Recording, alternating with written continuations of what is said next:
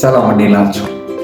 ዛሬ የምናየው ስለ this that this እና ዞፍ ልዩነት ነው። እስኪ በመጀመሪያው ጀምር።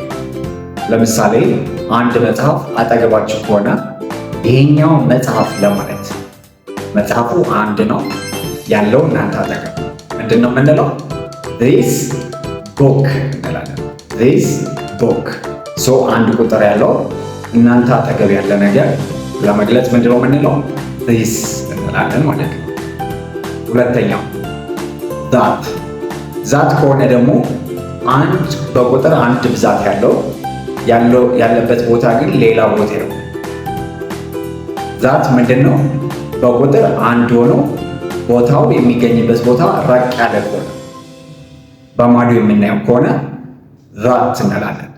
ለምሳሌ መጽሐፉ የሚገኘው ራቅ ያለ ቦታ እዛ ጋር ከሆነ ምንድነው የምንለው? that book እንላለን።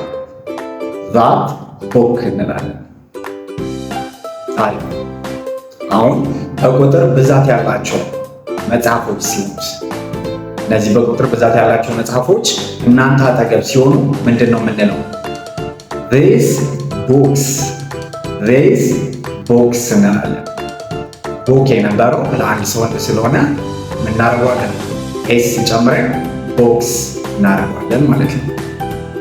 ራቅ ያለ ቦታ ሲሆኑ እነዚህ መጽሐፎች የሚታዩት ከሩቅ ከሆነ እዛ ማዶ ከሆነ ምንድን ነው የምንለው? those books በጣም ማለት ነው። እስቲ እንደዚህ አይነት ሌላ እናንተ የምታውቁት ኤግዛምፕል ኮሜንት ላይ ጠብቃል።